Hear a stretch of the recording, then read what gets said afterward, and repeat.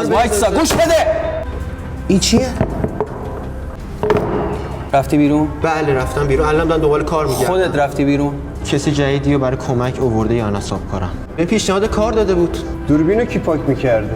خودم پاک میکردم. شما نمیدونی اسلحه چیه؟ میدونم چیه.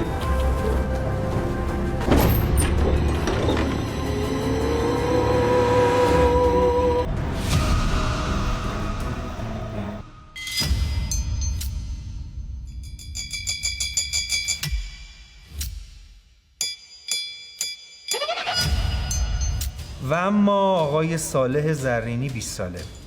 آقای بمانی یه هفته قبل از وقوع سرقت شاگرد خودش آقای زرینی رو به اتهام دزدی از طلاهای مغازه اخراج میکنه که این مسئله باعث درگیری بین آقای بمانی و آقای زرینی میشه.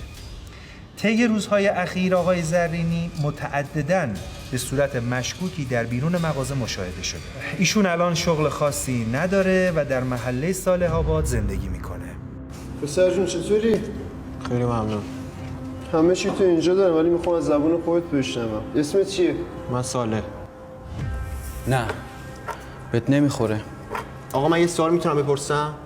بپرس. الان من برای چی اینجا؟ کجا کار میکردی؟ تو طلا فروشی صاحبکارم قدیما کار میکردم. طلا فروشی رو یادت نره. چرا اومدی بیرون؟ اینو ولمون نمیکنن. اون از صاحبکارم، اینم از شما. صاحبکار من هر هفته به من اتهام میزد. یه بار میگفت پول دزدیدی، یه بار میگفت طلا دزدیدی، یه بار میگفت لیوان دزدیدی، همه چی میگفت دزدیدی. هی فکر میکنن که من دارم کاری میکنم، دارم دزدی میکنم. دزدی هم پس میکنی؟ من نمیکنم، اون هی فکر میکرد. رفتی بیرون؟ بله رفتم بیرون، الان دارم دنبال کار میگردم. خودت رفتی بیرون؟ بله خسته شده بودم دیگه. یا انداختت بیرون؟ هم انداختم هم خسته شده بودم دیگه. انداختت بیرون. خسته شده بودم. حواسش نیست من میدونم اخراج شده. اونجا چند وقت دیدنت؟ آمار چی رو میگرفتی؟ میخواستم ببینم آیا یه کسی جدیدی رو برای کمک آورده یا نه صاحبکارم. الان چی کار میکنی؟ دارم دنبال کار میکردم، بیکارم. از اون موقع تا حالا دنبال کار میگردی؟ مگه کار الکی به دست بیاد؟ اونجا مگه دوربین نداشت؟ چرا؟ یعنی که چیزی نشون نده همینجوری به تو گفته؟ دوستمه. شما تلفن دوستم. دوستته چرا بهش زنگ زدی؟ نمیتونم دوستم زنگ بزنم. میتونی زنگ بزنی. خب ولی چرا چند بار تماس گرفته؟ اونم 2 روز قبل از 6 شهریور. ببین یه ذره مشکوکه. به پیشنهاد کار داده بود. دوربینو کی پاک میکرده؟ خودم پاک میکردم. کامل بلدی؟ بله. با صاحبکارم قرار گذاشتیم که یه بخشی از حالا ویدیوهای دوربین ما هر روز پاک کنیم که هاردش خیلی پر نشه. یه نفس بکش. آب میخوری؟ نه مرسی. چند روز پیش 6 بعد از ظهر کجا بودی؟ خونه بودم، داشتم دنبال کار جدید میگشتم. تو خونه مگه میشه دنبال کار گشت؟ از طریق همین روزنامه‌ای که شماره تلفن برای کار میدن. به اونایی زنگ روزنامه زدم. یا اینترنت؟ روزنامه. بعدی شما الان همه چیز بر علیه توه و شواهدی که اینجا وجود داره که نشون میده کاملا کار توه. خیلی رابطه تو مگه خوبی با روزنامه- اینترنت ندارم. مگه روزنامه میخونی؟ بله.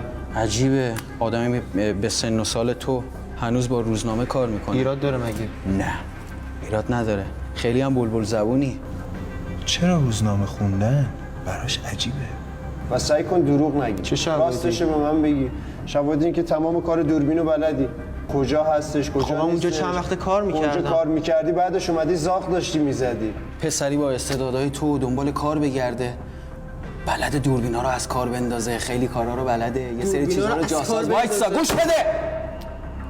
خیلی وسط حرفم داره میپره. یه سری چیزا رو جاساز میکنه، یه سری کارا رو انجام میده، بعد میگه نمیتونم با کامپیوتر کار کنم. چرا؟ میذاری حرف بزنم؟ نه. دستش چرا زخم شده؟ من قبلا دوچرخه سواری میکردم. یه بار که داشتم دوچرخه سواری اون میکردم مال افتادم قبلا زمین. نیستش، اون زخم تازه است. از اول همینجوری بوده. انتقام گرفتی آره؟ چه انتقامی؟ حرف نزن. این چیه؟ اصل است. اصله هست؟ دوست داشتی همیشه با واقعیش بخوای مثلا کار بکنی یا چیزی؟ نه اصلا. اصلا. فکر کردم آب نبات چوبیه. شما نمیدونی اصلا چیه؟ میدونم چیه. الان به یه بچه 2 ساله برش دار، حرف نزن. برش دار. خب چیکار کنم؟ برش دار. نمیذارین که. خب که چی؟ ببین پسر جان، جوونی، من میخوام کمکت کنم. طبق این عکسایی که هستش این شما نیستی مگه؟ فرزین فاز پدر بودن گرفتتش. به میگه پسر جون پسر جون. حالا چون مثلا من زاغ داشتم من دقیقاً دزدیدم. این نکته رو من میخواستم برسم. زاغ داشتی میزدی؟ خوبه؟ خوش دسته؟ نه سنگینه. چقدر بابتش پول دادی؟ این اصلا برای من نیست. بذار اینجا.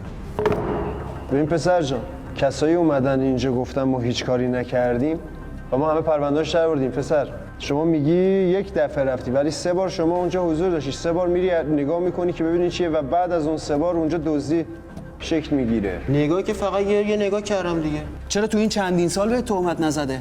ها؟ چندی وقت بهم تهمت میزد. آخرا شروع شد. ببین با این چیزی که من الان دارم میبینم خیلی هم عصبی هستی، خیلی حاضر جوابی. فکر نمی کنم بتونی همچین آدمی رو تحمل کنی. چطور تحملش میکردی؟